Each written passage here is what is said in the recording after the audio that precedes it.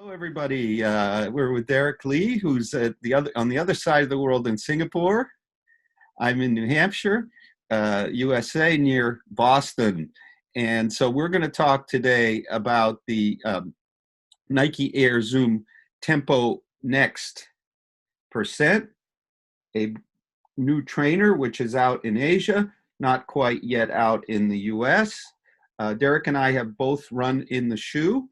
And I think I'll open it up with Derek. Please give us your thoughts on the Tempo Next in general, and then where it might fit in the Nike lineup and some of the other plated shoes of the moment. Hi, Sam. Okay, so I really like the Air Zoom Tempo Next Percent. I think it's been the shoe of the year for me as far as trainers go. Absolutely, really versatile in terms of handling a wide variety of paces, anything from something slower like 8 to 9 minute miles all the way down to 6 minute mile pace. It is very cushioned for its weight, and there's a lot of stack in a relatively light shoe, I'd say, for something this cushioned. As far as where it slots in with Nike, I think it is meant to replace the Pegasus Turbo, but it does a good job of taking over the role of the Zoom Fly 3 as well.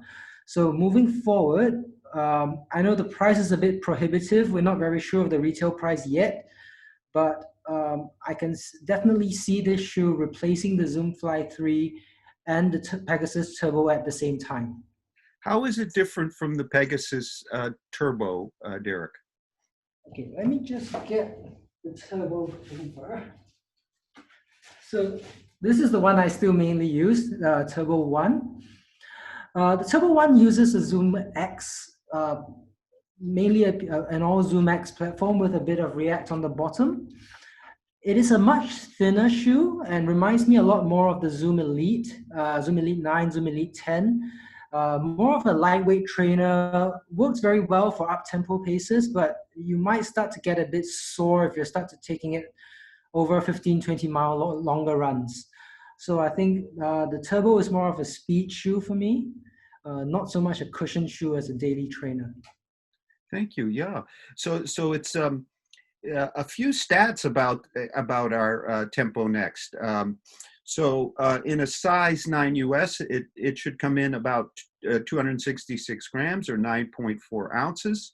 So by way of comparison, for example, the Pegasus 37 comes in only 0.2 of an ounce more and has only a 28 millimeter heel, 18 millimeter forefoot, whereas by Derek's, and we're going to link it, Derek's wonderful article where he assessed with precise instruments the stack heights.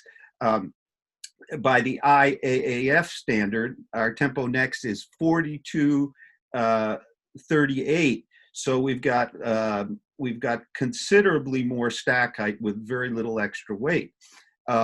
So it's much more shoe. I've run it twice now, both times one a kind of a tempo and yesterday a progression.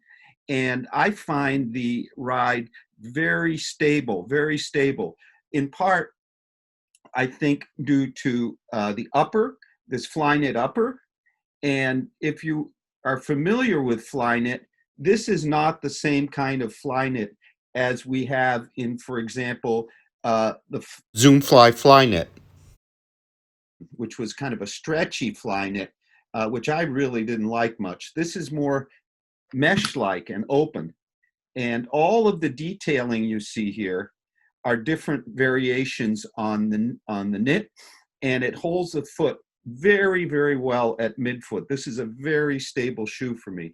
So I took it on some progression run yesterday, and I found it, even in the pouring rain where I couldn't see through my glasses, very stable at the towards the finish.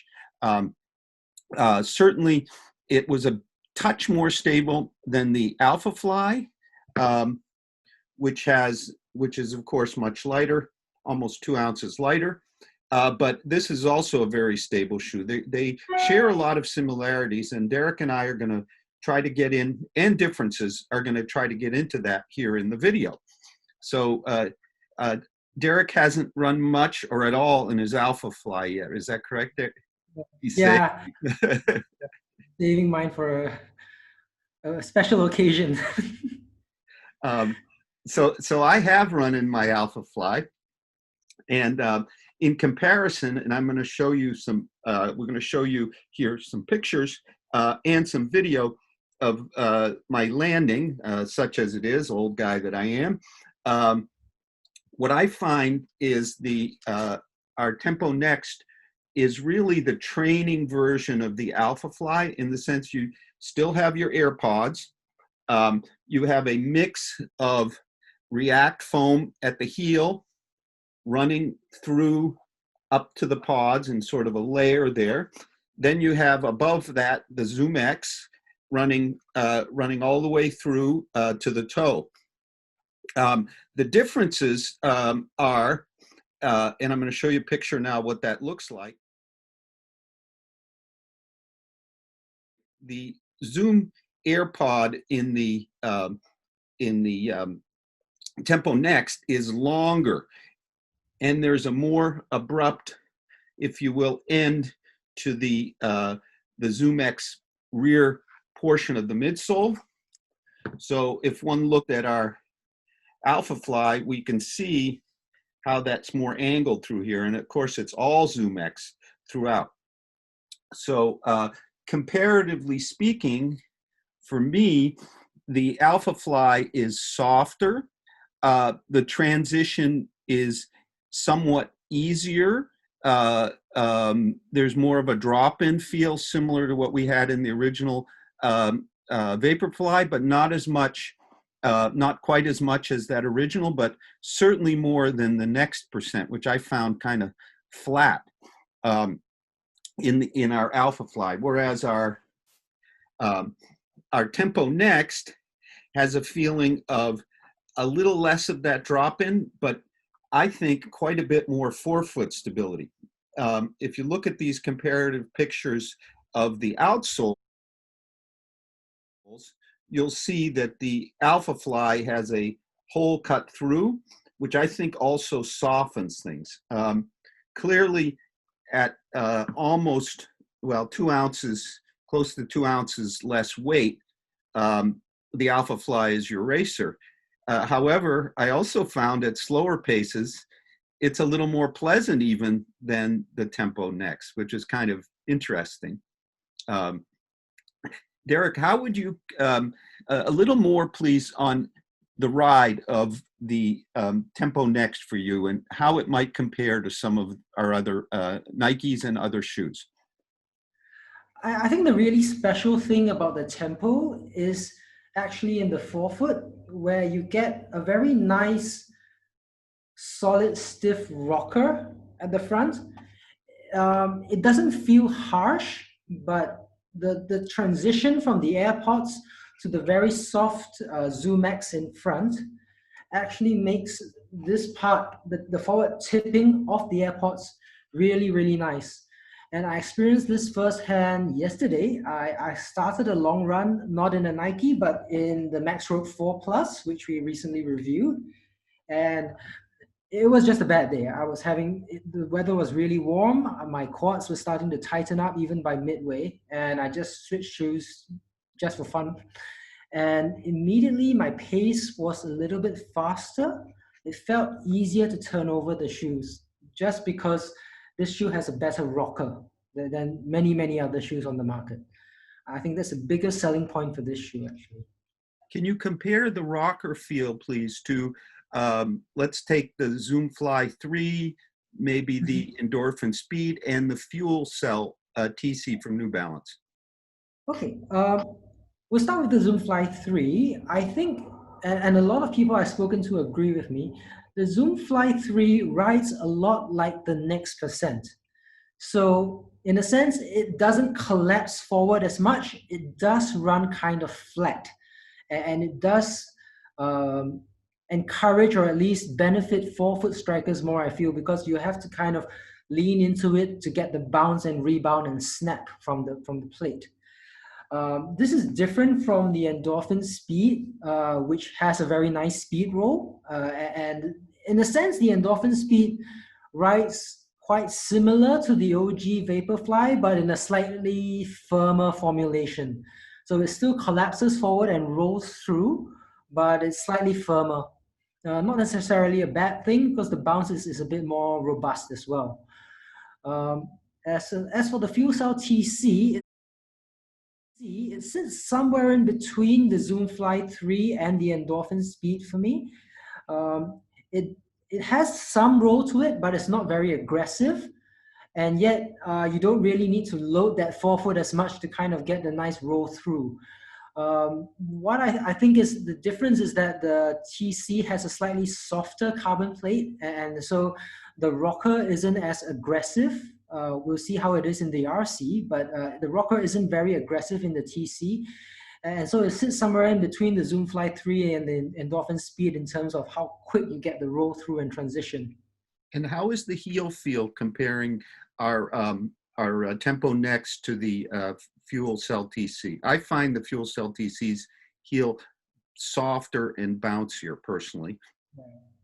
The fuel cell TC definitely has this pretty much the softest heel of any of the carbon plated trainers out there. I think it's right up there with the Nova Blast in terms of softness in the heel. I think, yeah. So definitely with the Tempo, I think the React in the heel kind of firms things up, but also makes it a lot more stable. I think a lot of heel strikers will appreciate that late in the long run when your form starts to falter a little bit, that the heel stability, I think, will make a big difference. I Yeah, totally definitely. agree. The stability is really quite remarkable in this shoe. I imagine that folks who have maybe struggled with the prior Zoom flies in terms of the stability element, I would almost say that it's close to a stability oriented shoe in a light tempo shoe, mainly due to that, in part due to that React, but also the upper. In terms of my feelings about the ride, I was thinking about this.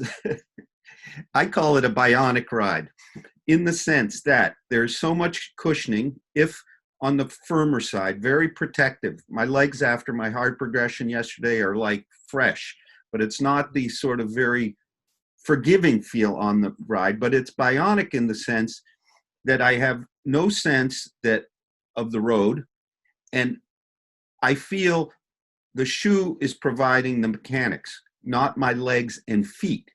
All those parts, from the landing and the React heel to the drop in and compression of the pod, and then our toe off, as Derek described it, all are sort of a machine almost. And it's a very deliberate, directed kind of ride here.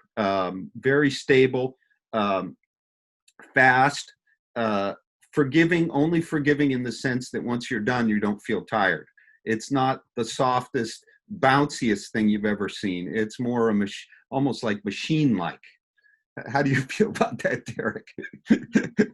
I think when we first started writing the article on the review for this shoe, I struggled a lot with finding comparisons because I think as a trainer, this is such a unique ride that it's very hard to find anything that compares to it in the I same agree. weight. Yeah. So I remember putting out the endorphin shift in our initial YouTube video, and then somebody commented on the video and saying, it should be compared more to the speed than the shift. But after you've run in the shoe, you can kind of see where it feels like the shift, but it's like 2 ounces lighter than the shift. So yeah, I think this is a very special ride. Definitely a very special ride. Um, I think a lot of people who find that the Alphafly range of racers are a bit too unstable, maybe going a little bit slower, 3:30, 4-hour marathoners, they might find that this is the racing shoe for them because you get the extra bit of stability that may help you a little bit more in the 8-minute mile range. I would tend to agree. Although so far, and I haven't run long distances, I'm finding the Alphafly for me anyway, is the most stable of the vapor, now Alphafly, due to that wide platform, and also the AirPods. Clearly, that shoe was designed for marathons. You could well have imagined them making it somewhat firmer, more like the Tempo Next, but that's a yet more forgiving shoe than even this machine here.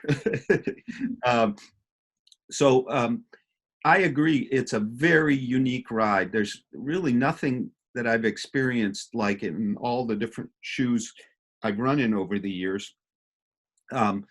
It's not a I won't call it exactly a pleasant, pleasing ride. It's very purposeful, very directed, and very protective and cushioned. So it's all effective forward motion in this shoe. So in terms of the fit, let's talk a bit about the comparative fits a bit, Derek, if you will, please. I think the midfoot and the heel fit on the narrow side. Especially the midfoot, it's really, really snug. It does stretch a little bit when after a couple of runs, but I would say it's even more snug than the Alphafly when you first put it on. Yeah. The toe box is pretty roomy. I think the toe box has been done really, really well. It's roomy, it's not too stretchy, it has decent volume. I think that's perfect. Most people wouldn't have problems with the toe box. The arch part, if you have wider feet, you might struggle a little bit, I think. So yeah, some people might struggle with the arch over the midfoot area. With the heel, I think should be okay once you get your foot into the shoe. The shoe is kind of difficult to pull on when you first get it. There is a bit of a not heel. nearly as difficult as the Alphafly. That one is impossible. That takes minutes, even though it fits nicely. I mean, personally, I use fairly thin socks on a daily basis. So fit-wise, I think with thin socks, it shouldn't be a problem. Once you get into the winter months, if you're using thicker socks, this is a very breathable upper. You probably will want thick socks when the weather gets really cold. Yeah, some people with wider feet might struggle with this one. I would tend to agree. I do note that the insole is a flatter insole; it's glued in, so we don't. Pretty flat. We don't have a lot of arch push-up. I found that I had to lace them just not tight at all. There's no need to lace these tight. They that all these the structuring, if you will, of the midfoot fly knit here really holds the foot well. It's a bit snug, yes. I agree. The toe box is roomy. There's the overlays are a little, maybe a touch firmer than the Alphaflys. It's certainly roomier than the Zoomfly Flyknit. It's certainly roomier than the Pegasus 37. I would say it's a touch roomier, maybe than the Endorphin Speed. Maybe a little similar. How do you feel? Similar maybe to the Fuel Cell TC in front? Yeah, Fuel Cell TC is quite a roomy shoe, quite a high volume shoe. Up front is definitely quite close. Yeah. Okay, now let's conclude with our final thoughts. Who is the shoe good for? What has Nike done here? What might we want to see improved or changed? Go ahead, Derek. I'm not sure what else can be improved in this shoe. They got it pretty well, almost perfect. I would have liked to see maybe a more traditional tongue design for the top. I think some people don't really like this sort of sock entry, and a more traditional tongue upper would suit more people. Apart from that, I don't really see anything else that needs to be improved in this shoe, actually. Okay. I have no qualms at all with the upper. I might want to see. You can see here the groove, this longer pod, the groove, and Yeah. compared to the Alphafly, there's no window through, which I think Mhm. gives the shoe a little more give and softness than our Tempo Next, even though we have a nylon type plate in here versus carbon. It's actually a little harsher almost, and I think that has to do more with the length of the pod and this fuller outsole. So I'd like to see a little bit softer, a little more give in the front. Um, uh, as far as the react at the heel, it's fine. Maybe a touch softer would be nice. I think that would make it a touch more pleasing. I don't think it would affect its effectiveness, let's say. Uh, so it's really a remarkable shoe, and it really is. I think Nike is really thinking differently. So if we even compare to our fine Endorphin Speed, it has state-of-the-art PEBA materials in the midsole. It has the nylon plate. The Pro has the carbon, but it's pretty conventional, really, compared to this shoe. So this is really a bold move by Nike to put that giant AirPod in the front, to mix it in with the plate, the React, the the Zoom X, and I think I'm going to quote you wrong, Derek, but what did you say in your review about the something about Frankenstein or something? Yeah. So I thought, when you throw in all your technologies into one shoe and try and squeeze all your latest tech into one shoe, sometimes it doesn't quite meld together very well. Somehow it came together really, really well in this shoe.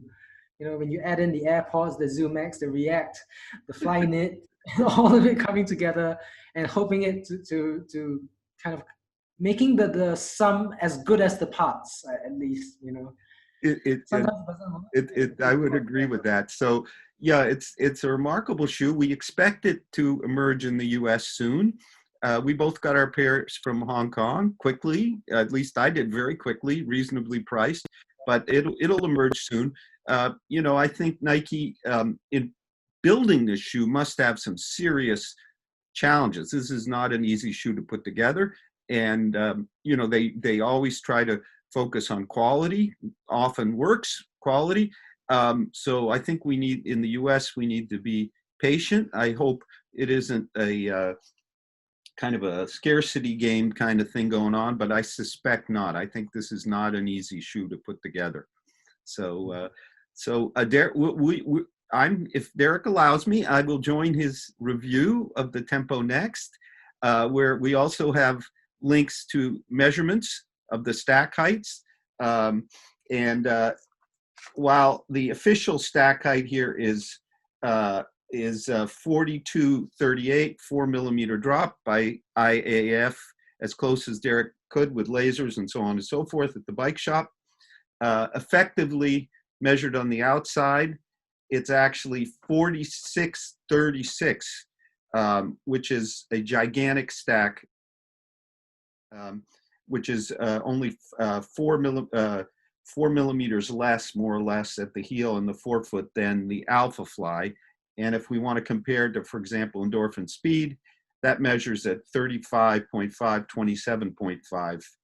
Which is, quite a bit less. That's one of the reasons it weighs less.